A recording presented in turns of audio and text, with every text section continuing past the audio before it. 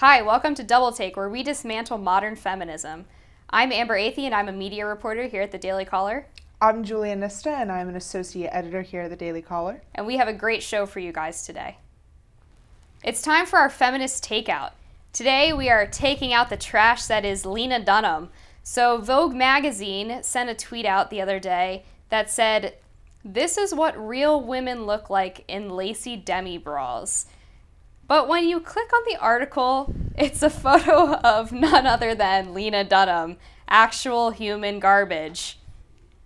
Yeah, so she creates this whole thing, I think it's with lonely lingerie, and I mean, she's looking pretty lonely because she's wearing that lingerie, and I would say absolute human garbage. It's, you know, she just should not, the position that she's in, she's hunching over. You can see everything, including more up here that you shouldn't want to see. No one does.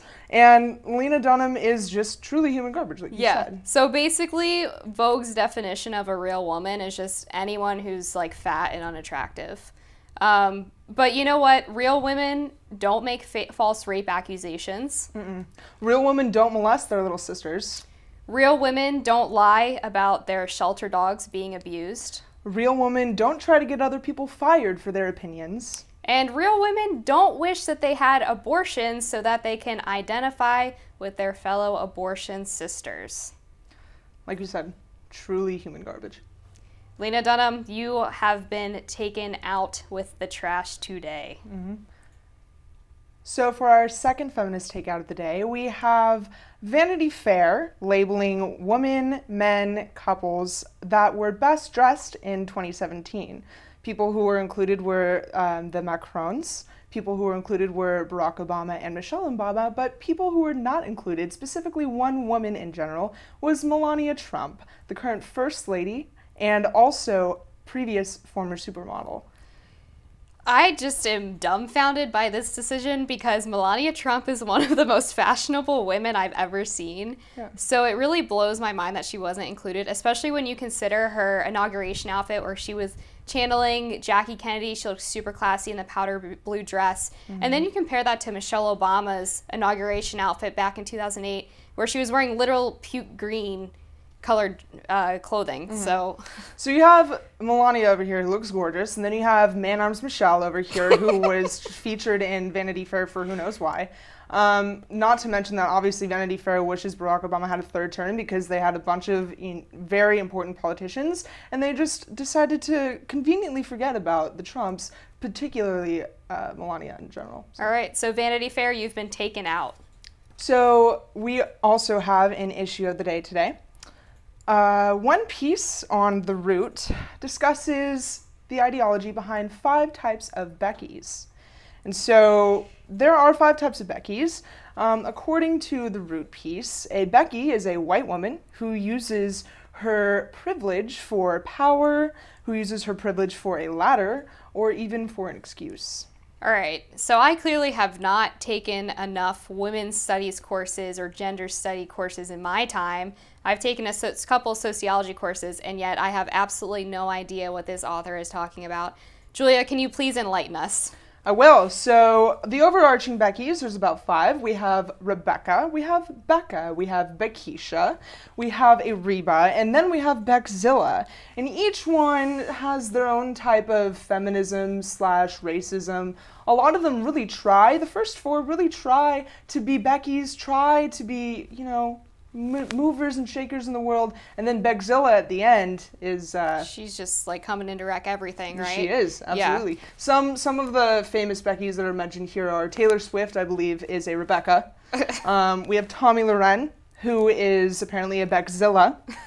And a couple other people, I think Lenha Dunham, Hillary Clinton's in there, Miley Cyrus, I think, is a Reba. Yeah. And it just goes way beyond the fray here. Yeah, so basically what this author is saying is regardless of how you identify, whether you identify as feminist or not, whether you try to not be racist, whether you're an ally to black people or not, no matter what you do, he's going to call you out because he lists just about every type of white woman I can think of in this list. And so this is kind of why I lean more towards the Beckzilla camp, because why even try if he's just going to, if, you know, They're not going to even give examples of good Beckys. They're not going to, you know, try to applaud the people who are trying to even help those communities. It's just all negative. No matter what you do, you're going to get slammed for it. Why even try? Exactly. He even mentions in the first 4 types of Beckys, disregarding the Beckzilla, number 5, all of these women are trying their hardest. They're trying to be good movers, shakers. Some of them have some timidity. Other women really go out there and they try to be activists, even if they're liberal or progressive. But no matter how hard they try to be these Beckys, just their innate sense of being a white woman. If you notice in the picture as well, 4 of the 5 are blonde, blue-eyed white women. Just because they're white, they cannot fully move the progressive movement along, or whatever their ideology is. This is precisely why identity politics has failed. It's because people like this will call out entire groups in a negative manner, but then get upset when people do the same thing to them. Exactly. And you know what? I completely identify as a Beckzilla. You want a Becky? You got one right here. I'll be your Beckzilla. I love that. Final point on this tonight is that the author of this piece talking about white women is none other than a man. A man! And I think he just mansplained feminism to us. We just got mansplained by The Root. We absolutely did. So thank you, Michael Harriot at The Root, who decided to mansplain feminism to us, particularly on the basis of race, but also on the basis of gender. So thanks, Michael. Seems like a real nice guy. All right, viewers, we have a great Twitter response for you today, with none other than famed feminist organization Planned Parenthood. They tweeted this week, "DACA works. It would be heartless and cruel to hashtag documented people's futures." And a lot of people pointed out the irony in this tweet. So we have one response from Kat with an emoji face who says, "Their clinics target 56% of Hispanic/Latino neighborhoods." Kathy Wright says, "Plus, think of how much money you would lose not being able to kill their babies if they're not here." We have Chris who says, "Would you support ending DACA if we said Trump was aborting the program?"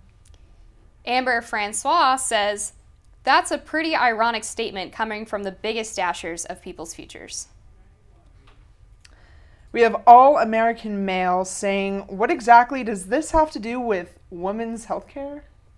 And Miss D says, "Please don't let children suffer because of the mistakes of their parents. Self-awareness equals 0.